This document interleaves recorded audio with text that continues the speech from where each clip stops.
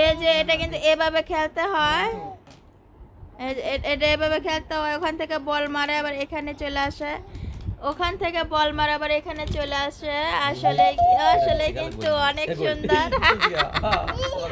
ইয়ে আব্দুল্লাহ খুব সুন্দর।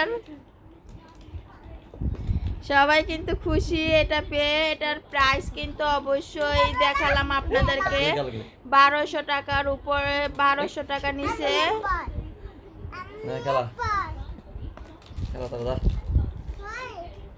আব্দুল্লাহ খেলনাটা কেমন হয়েছে?